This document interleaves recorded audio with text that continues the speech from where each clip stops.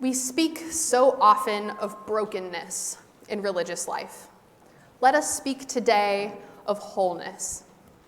You are welcome here, all of you, every part of you beautiful, just the way you are. Here you do not need to be something more or something less, no holding back, no hiding, no exerting yourself, no trying to do or be more. You have inherent worth and dignity. Nothing to prove here, nothing to prove to me or the person sitting next to you or the children or anyone. You don't have to try and be witty or more quiet or more outgoing. You are beautiful. Every part of you just the way you are. You do not need to change anything about yourself to be welcome here. Your skin, your hair, your belly, your limbs, your face, all beautiful, just the way they are. You are extraordinary. Each and every one of you different from each and beautiful in your own beautiful way. Breathtaking. Let us worship together. I'm Robin Livingston. I use they, them pronouns, and I'm a member of this UU Society. I invite you to say our congregation's chalice lighting words with me. They are up on the screen shortly and in your order of service. We light this flame to invite a world of peace, where we heal the wounds, where we share what we have with one another, where justice is another word for relationship, and we listen for what love has to say. And now I'd like to invite you to rise in body, in spirit, in all the ways we do, to join us in singing our opening hymn, number 389, Gathered Here.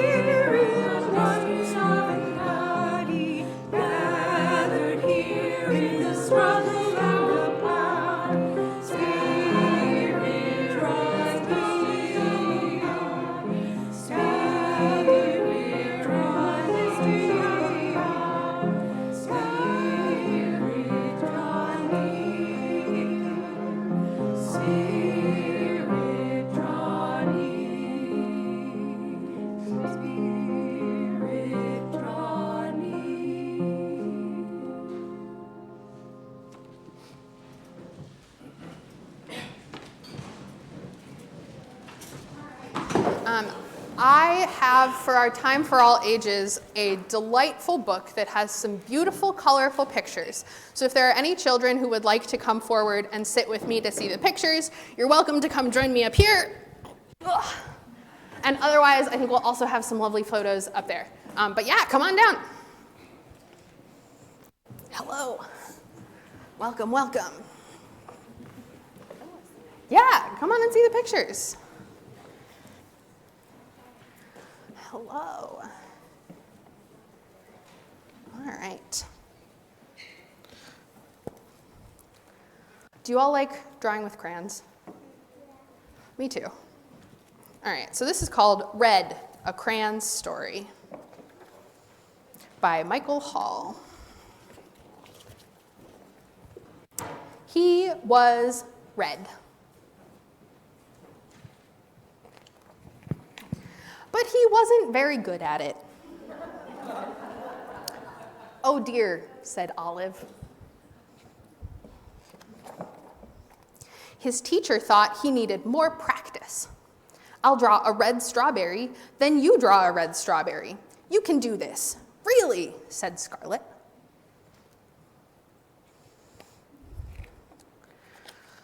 But he couldn't, really. "Like this?" said Red. "Oh my," said Scarlet. "Let's try again." His mother thought he needed to mix with other colors. "Why don't you two go out and draw a nice round orange?" said Olive. "A really big one," said Yellow. "A really orange one," said Red.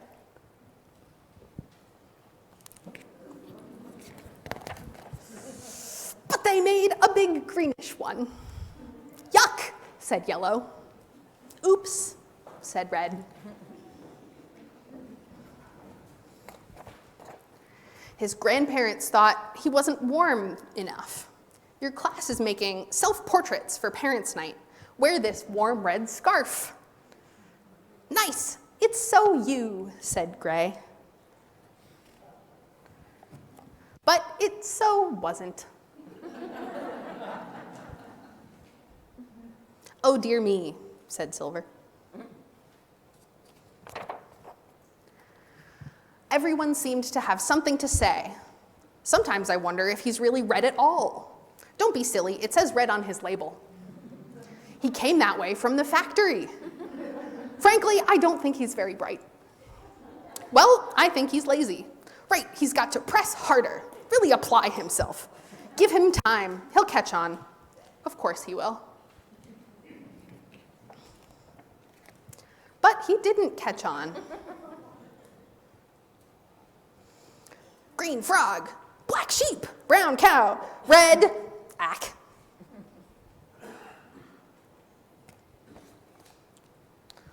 All the art supplies wanted to help.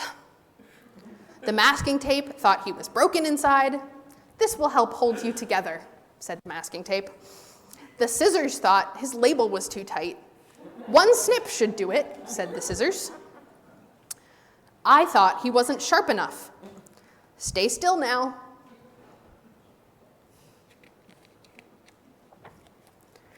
But even with all our help and all his hard work, he just couldn't get the hang of it.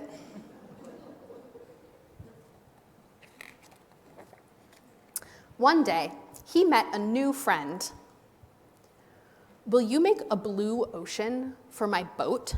asked Barry. "I can't. I'm red," said Red. "Will you try?" said Barry. So he did. "Thank you. It's perfect." "You're welcome. It was easy," said Red. And he didn't stop there.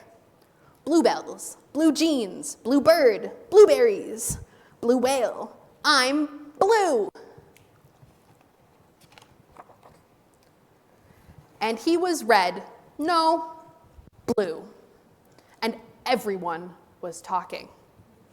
"My son is brilliant. Who could have known he was blue? I always said he was blue. It was obvious.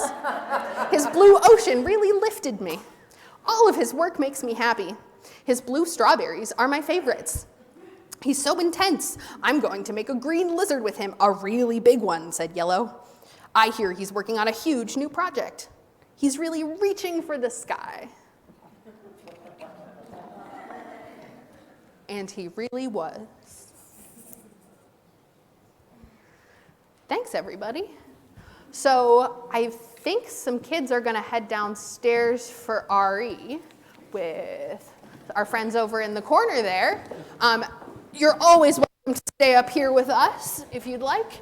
But while the kiddos head downstairs, let's sing hymn number 1007, "There's a River Flowing in My Soul." And feel free to stand up and also dance around if you'd like to.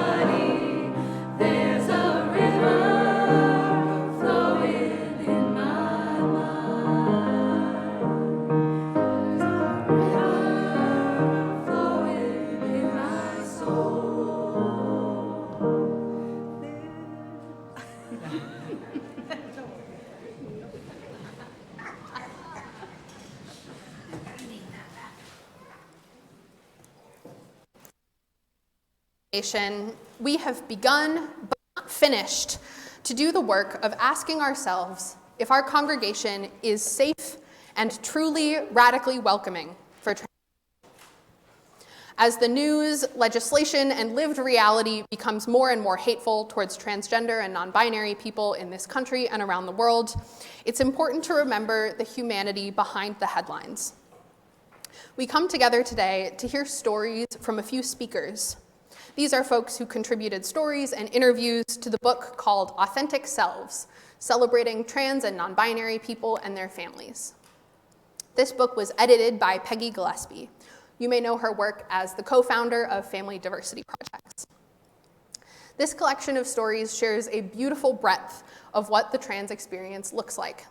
No two stories are the same, but they have many common threads. We are called in our Unitarian Universalist faith to hold love at the center of what we do and who we are. We are called to honor, celebrate, and proclaim the inherent worth and dignity of all people. We are called to grow in spirit and mind as we transform ourselves, our congregations, and our world. Maybe today's stories will resonate deeply with you. For trans folks and folks with close trans family or friends, these stories may strike a deep chord.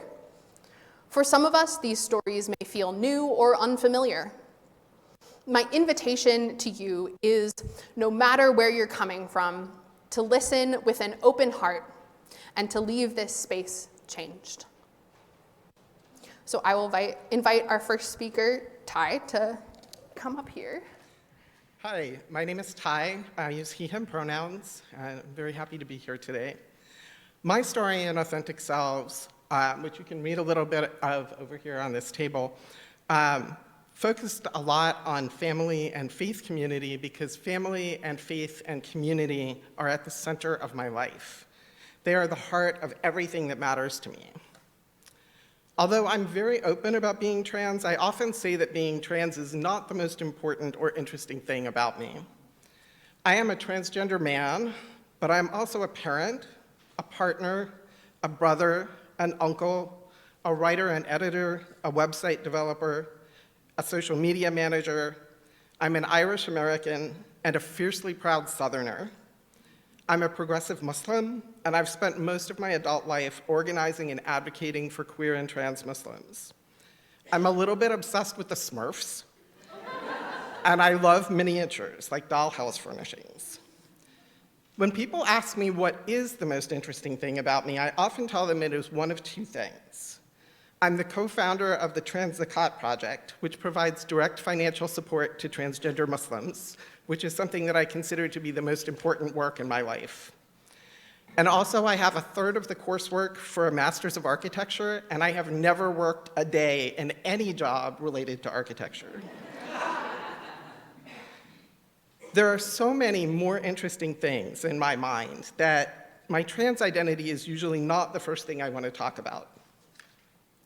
But trans people telling our own stories is crucial, especially right now when there are so many people speaking about trans people and demonizing us.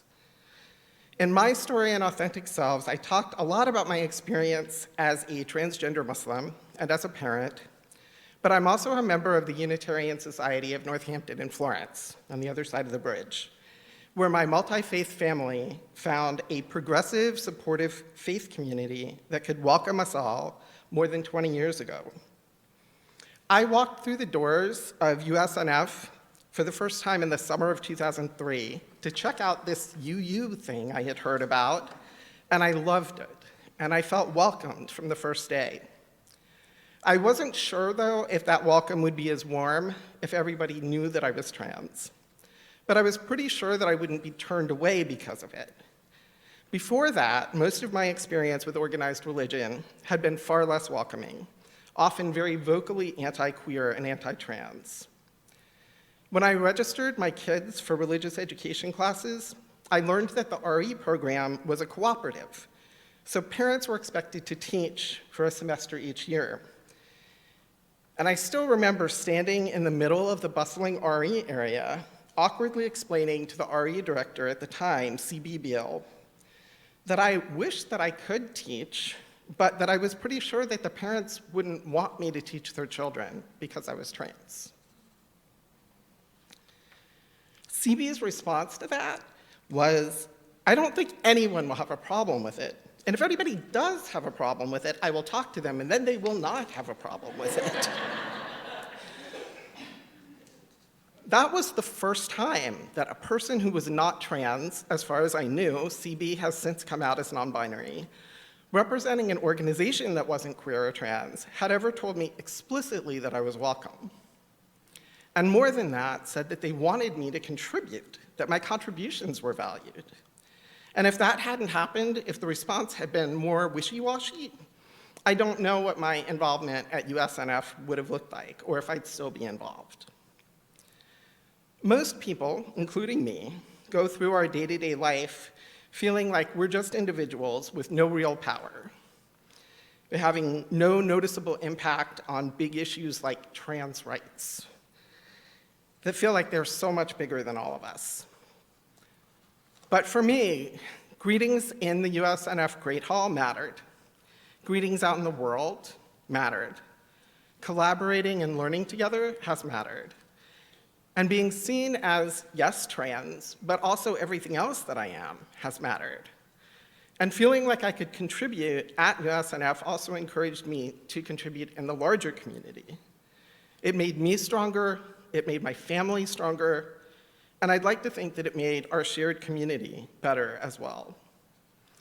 The kind of strength that we find in community together, as we do at USNF, and as I'm sure you all do here, is the kind of strength that I know that I and other trans people need to get through the next 4 years and beyond. I'm grateful to know that UU congregations are safe spaces for me and my family and my loved ones. And I'm grateful to all of you for showing up today to listen to our stories and to be in community with us. Thank you.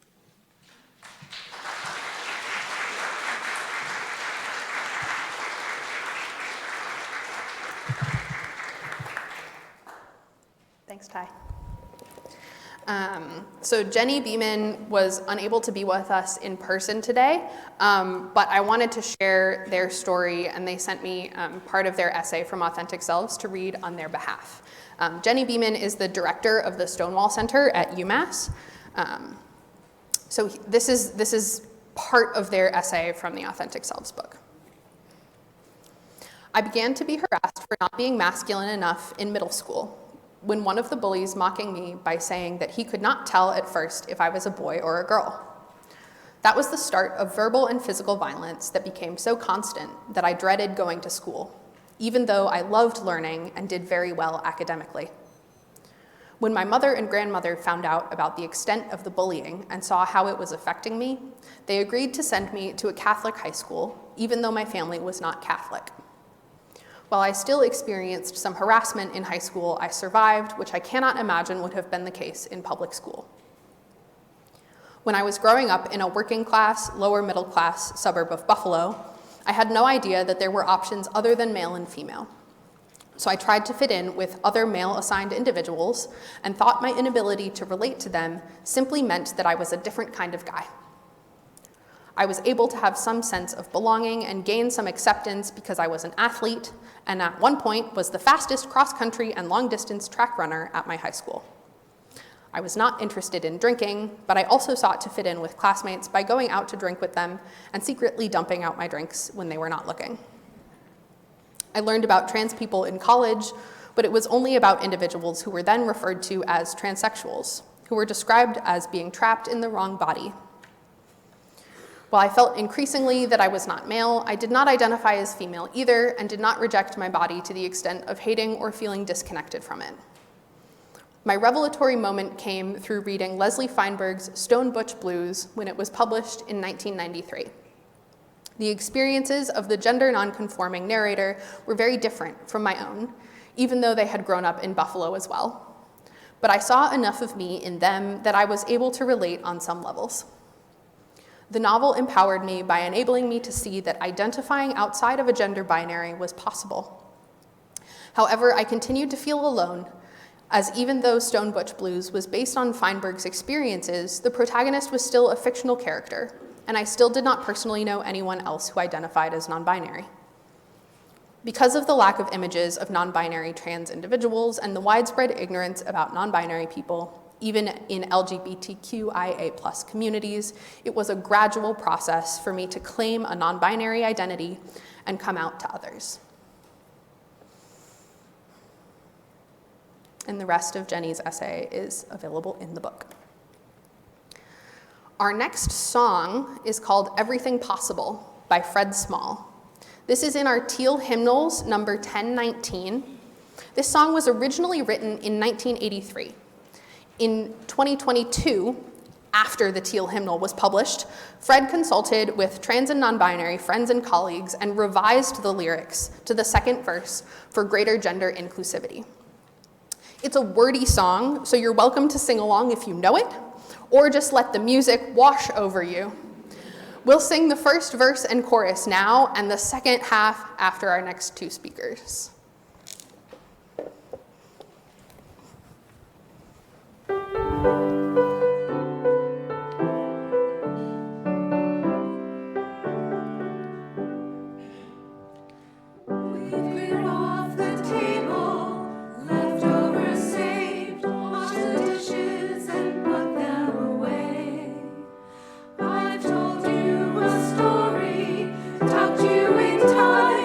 At the end of your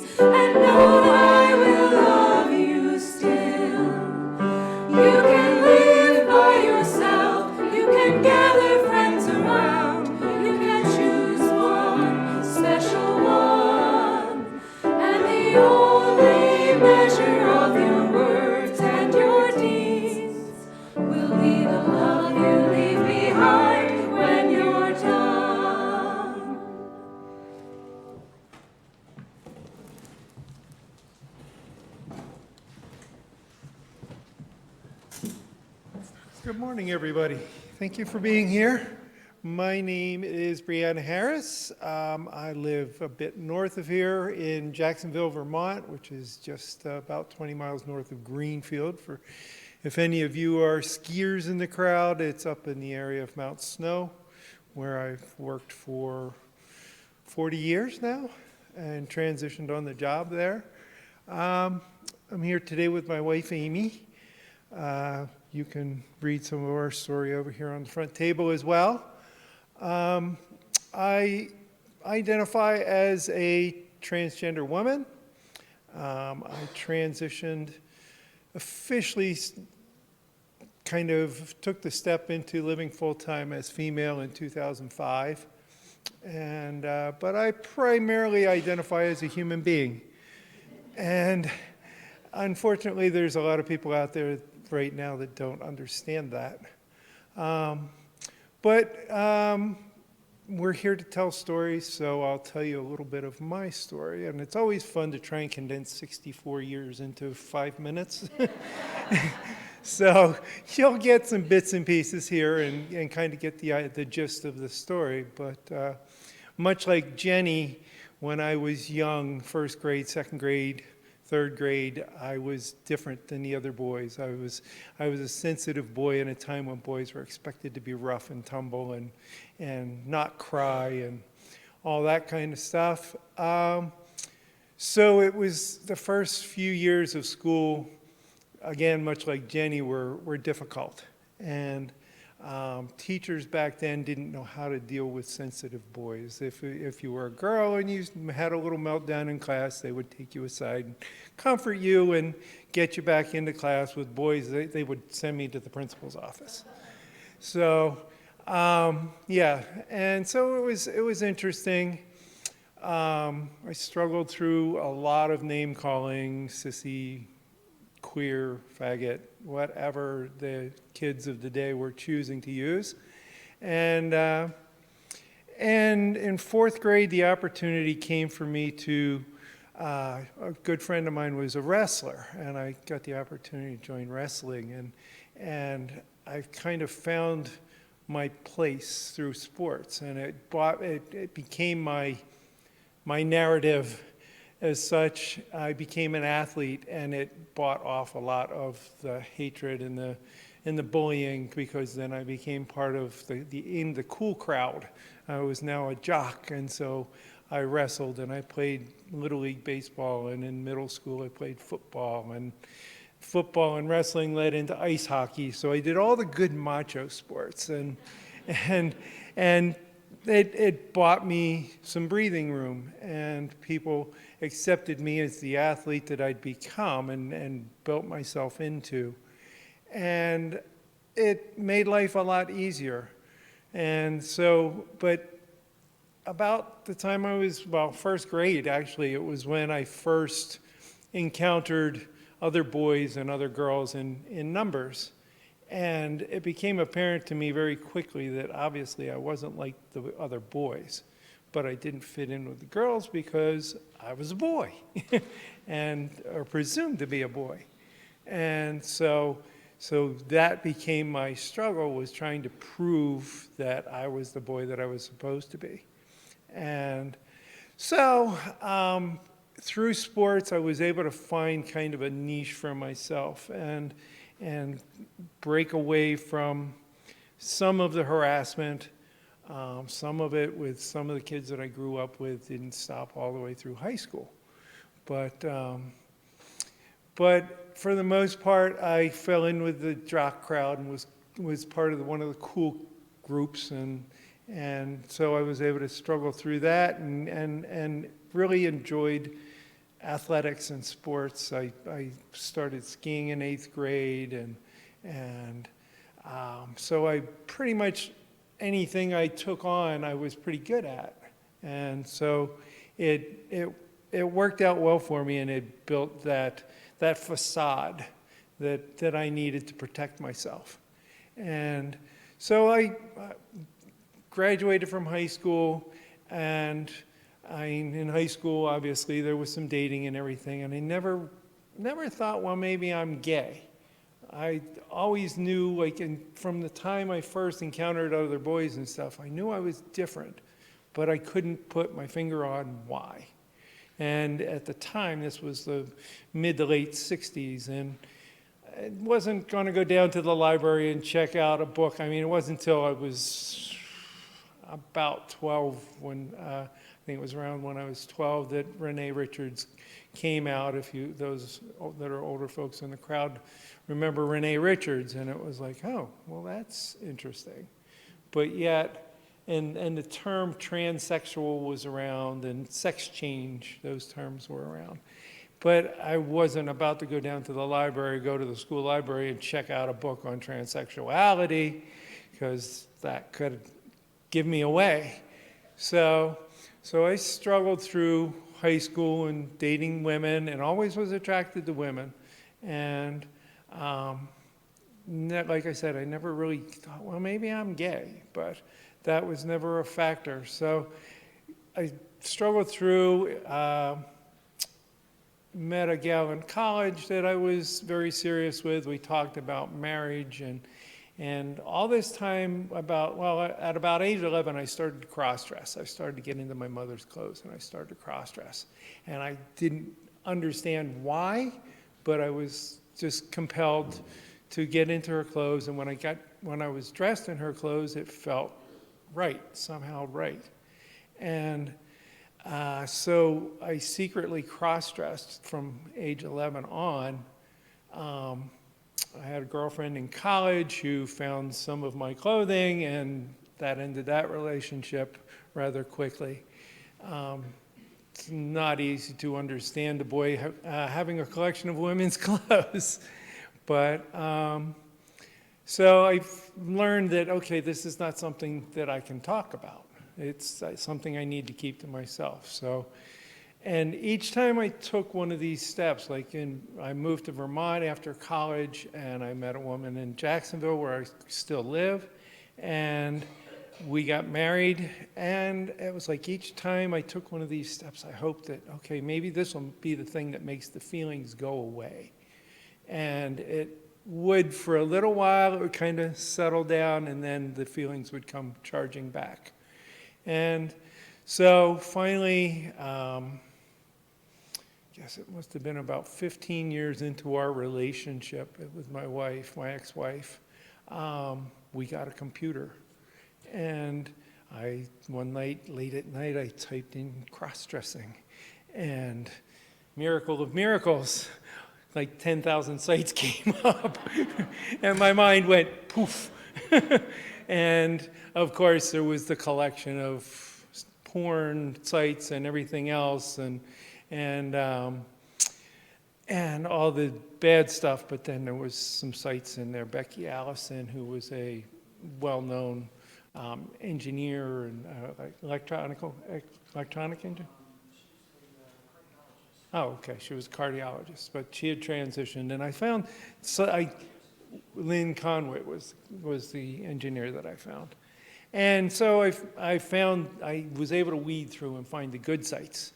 And all of a sudden it was like, I'm not alone. I'm not the only one that's like this in this world. So for 38 years of my life, I had always kind of felt isolated and felt like, okay, I'm an oddball. I'm different from everybody. And then all of a sudden my world was opened up, and I discovered that I'm not alone. I'm not the only one that's like this. And over time, I came to realize that at some point I would need to open up that side of myself to my now ex-wife and put everything on the line. And one of the things about being trans is that you can be gay and not have people know that you're gay. You can go through life hiding your sexuality. When you transition, your entire world opens up to everybody. You can't hide the fact that you're transitioning. And so you risk losing marriages, houses, jobs. You risk it all. And it always pisses me off when people say, oh, this is a choice. This is a choice that you made. Why would anybody choose to put their entire life on the line for something that's, oh, I'm just going to be a girl now? And so eventually, as I was trying to figure out how I was going to break this news to my now ex-wife, she found a pair of women's underwear in the dryer one day and thought I was having an affair. And at that point, it was like, no, those are mine. And I cross-dressed. And her initial reaction was, oh, is that all? There was a little bit of relief that I wasn't having an affair. And over time, we talked a lot after that. And we tried to figure out how we were going to deal with this as a couple. And over time, my now ex-wife decided that obviously she couldn't cope with it and that she needed to move on. And so we split, and was a blessing in a way. It allowed me to pursue my transition that I needed. And so in the process, as I said, I work at Mount Snow. I transitioned on the job at Mount Snow. People at Mount Snow, interestingly, at the time they were owned by a resort company that was based in Salt Lake City, and the corporate HR director was a Mormon. And I was like, this isn't going to be good. But it worked out really well. They were very accepting. I'd been with the company at that time for about 14 years, and they were very surprisingly accepting. And they kind of went with the flow. Told me, just keep us in the loop and let us know where you're going with this. And they were very good about it. And I was very fortunate to have a very easy transition comparatively. I mean, I have so many friends that have lost jobs over this. Mount Snow has been really good. I still work there. Like I said, I've been at Mount Snow now for 40 years, and people have accepted me for who I am, which is the way it should be. And then on down the line a little ways, I met my now wife and second wife, and who obviously is also trans, and kind of a chance meeting through a school guidance counselor who introduced us because her son was struggling with her transition, and as they say, the rest is history. And so we're here today to share our stories with you, and thank you all for being here. So if you have any questions, we have some time to spend afterwards in the fellowship hall, and you can feel free to ask anything. I've answered every question.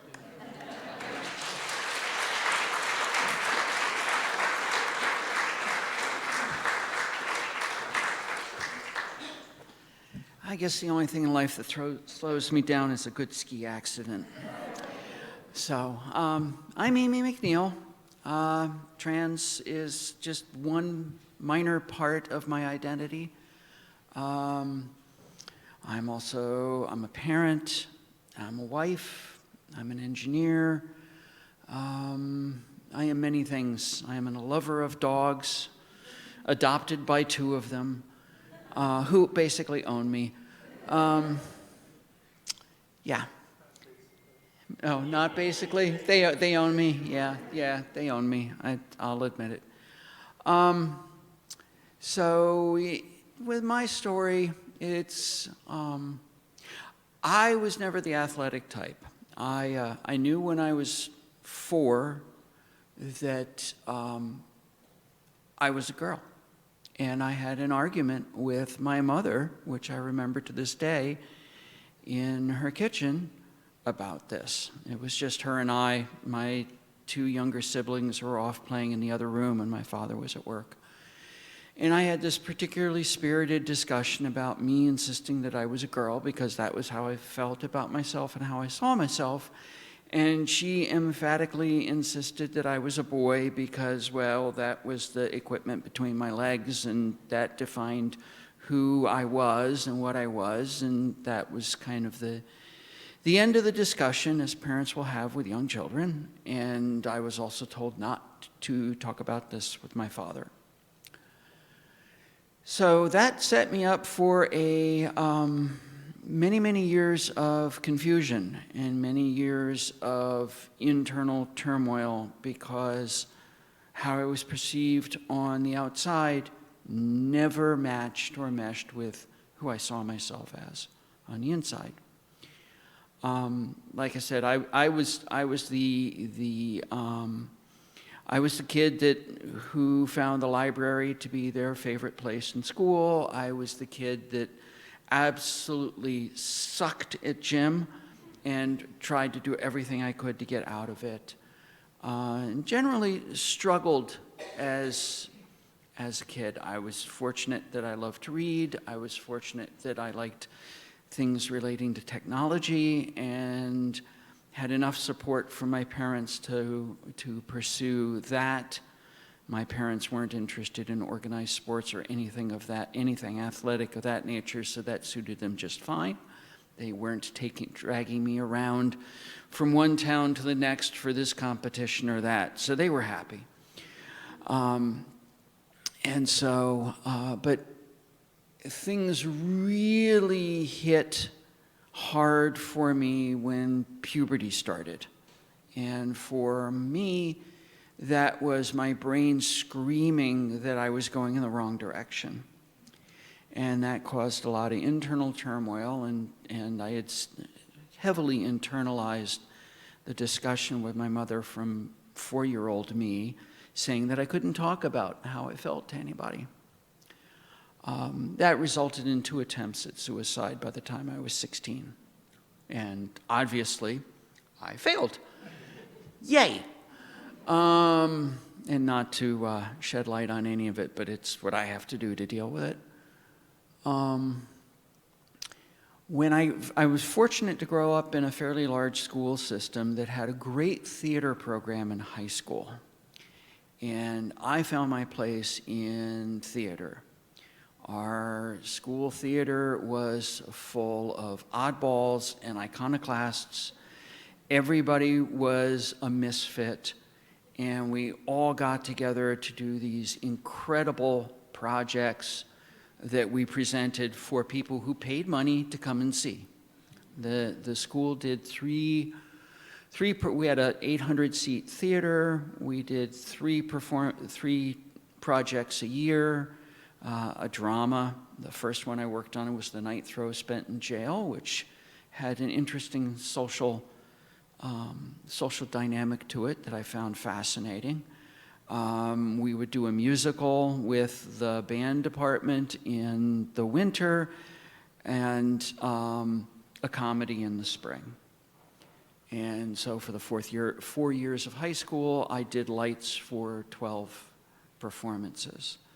And I really found my community in that place. And that led me to my first career, which was in the entertainment business. And I did lighting, and I did audio, and I did special effects, and I worked my way up to concert tours. I've been all over the world. I've worked on Broadway, and all through that period, I was struggling to find a compromise for my gender conflicts. The nice thing about working in the entertainment industry was, especially since you were backstage, is that, it was you could be openly gay and it was okay. You could love more than one person or one sense of self, and it was okay. People didn't expect the contents to match the envelope. And it was great to be able to do a little exploration of who I was. And I kept finding myself more and more of an androgynous, feminine appearance that I kind of cultivated. Then I met, and dating became kind of interesting. I was always attracted to other women, And I found that much like Bree's experience, most people didn't understand it. If they, I would try the cross-dressing. I tried explaining this to potential partners after we had been dating for a while, and I found that I hid the core identity enough that that by the time I would disclose this after we'd been into a relationship for a few months, it generally resulted in the ending of the relationship. I started minimizing that pain by disclosing early.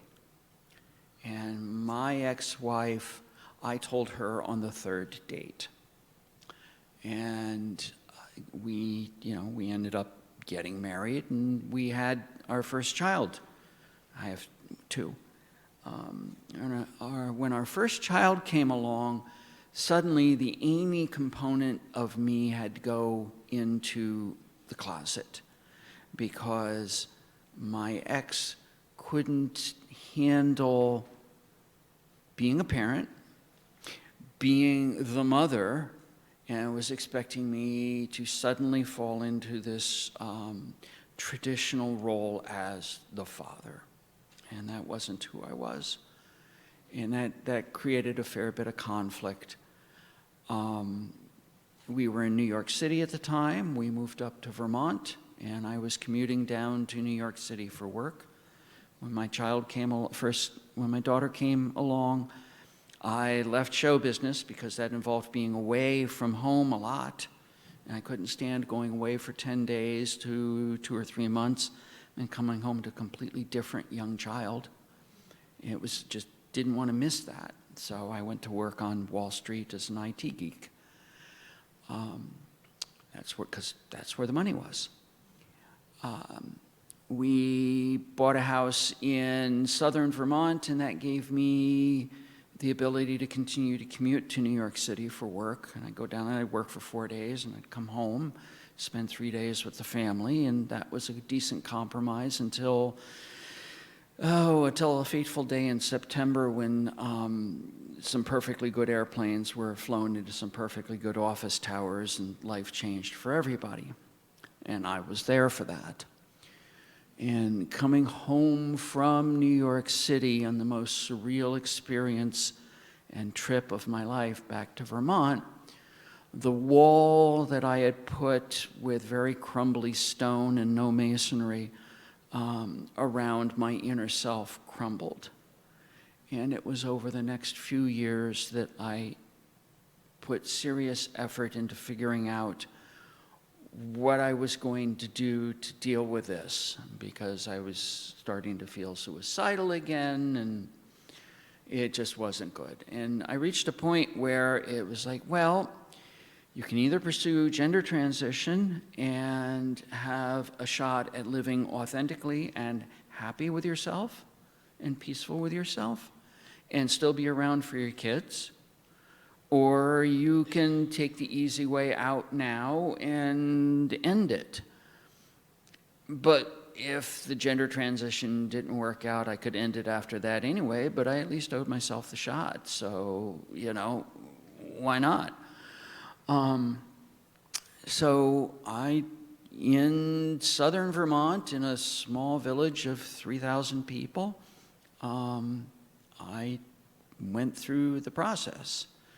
And the thing with being transgender and going through your gender transition is everyone you know in your life transitions with you. Everyone you know has to deal with a change in pronouns, a change in name, adjusting to your new presentation. In my case, adjusting to my new presentation was pretty trivial. I often pass around my before driver's license picture, and it was a little step to the right. It wasn't, I look at Bree's driver's license, and she did the guy thing really well. And it's a much more impressive before and after picture. Mine's like, eh.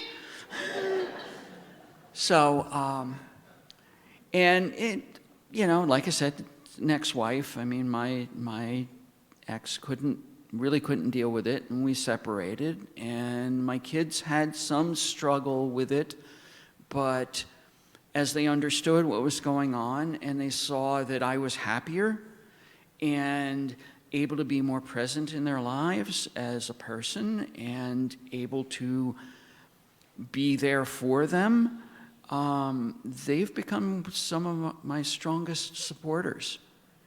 And they have become incredible allies to the LGBTQ community and as a whole. And they've turned out to be some really incredible human beings. And the end result is, some things changed, some things didn't. I lost a few friends, but actually not many. It's really funny is that the most common response when I came out to people was, oh, well, that explains a lot. I came out, when I came out to my sister, that was her.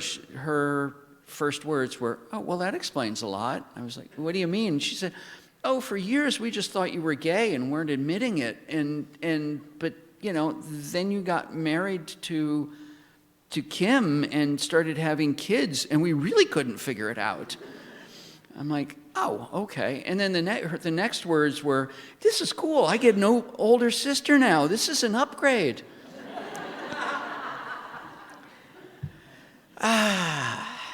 Yeah. Life throws you interesting challenges.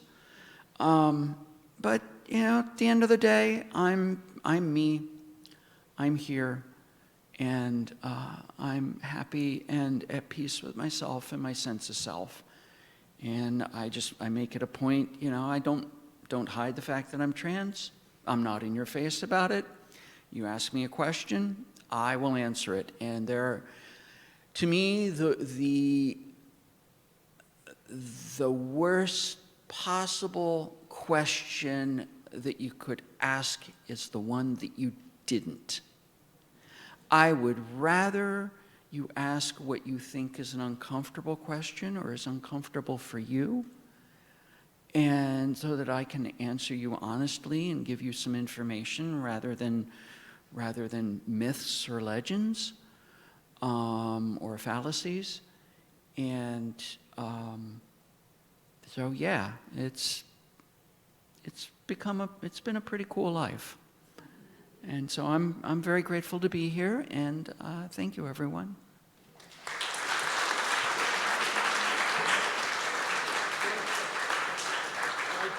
I just want to share one more thing for folks that may not be real familiar with transgender people and all that. Transgender is about gender identity. You probably have heard that term quite a bit. Gender identity is what's between here. About what's between your ears, not about what's between your legs. So a lot of people have difficulty separating the two, but it's how you identify yourself, what you see when you look in a mirror. And that is what gender identity is about primarily. So just like to share that. Some children grow strong and bold, while some are quiet and kind. Some race on ahead, some take it slow, some go in their own way in time.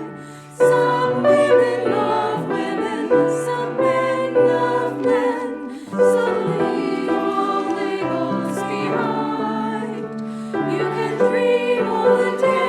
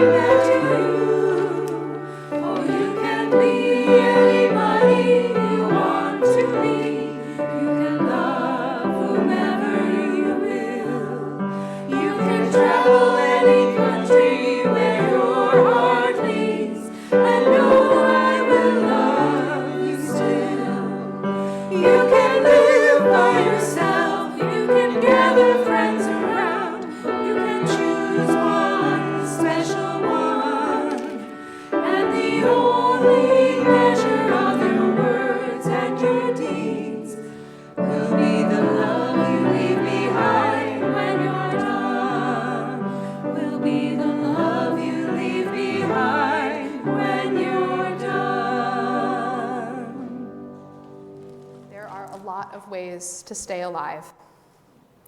You can wear soft clothes and focus on brushing your teeth and hydrating. You can ask yourself what you need and not be mad when you don't have an answer, only a shrug. You can breathe in, and then, with care, you can also breathe out, taking the thing one single breath at a time. You can give yourself a chance. Remember not only your mistakes, but also all the ways that you matter. From eyelash to shoelace, you matter. You matter when you are sad, when the world is heavy like wet laundry, dragging from your arms. You matter when you are angry and you use your teeth like welded prison bars to keep the words that might cause harm from escaping past your lips. There are many ways to stay alive. You can come heart-wrapped in several layers of foil, mashed into a plastic box with an ill-fitting lid, to a place where people say your name like it's good news. You can always fight your way toward freedom. I recommend that you decline the option of struggling by yourself. The point is to get your life.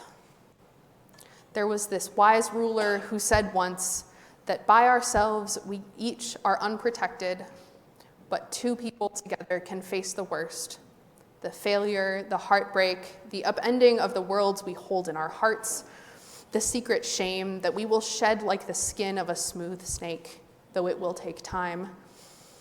And with three people, you being one of them, you may find that eventually all will be well. Please remain seated for our meditation hymn, Blessed Spirit of My Life.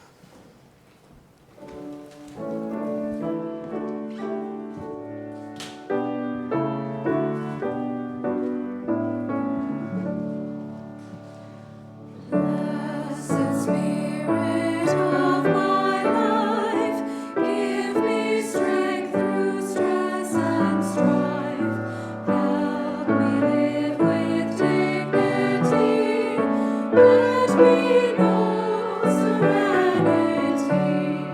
Fill me with vision. Clear my mind of fear and confusion. When my thoughts flow restlessly, let peace find a home in me. Spirit of great mystery, hear the still small voice in me. Help me live my wordless creed as I comfort those in need. Fill me with compassion, be the source of my intuition.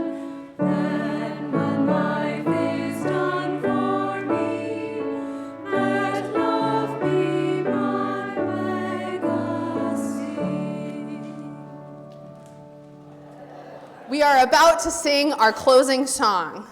You are welcome to stay right where you are, to know that you are held in the love of this congregation, or you are welcome to rise and move into a circle along the outer aisles, place your hands over your heart, reach out to someone near you, and sing our closing song. This day we come once more together as winds of earth.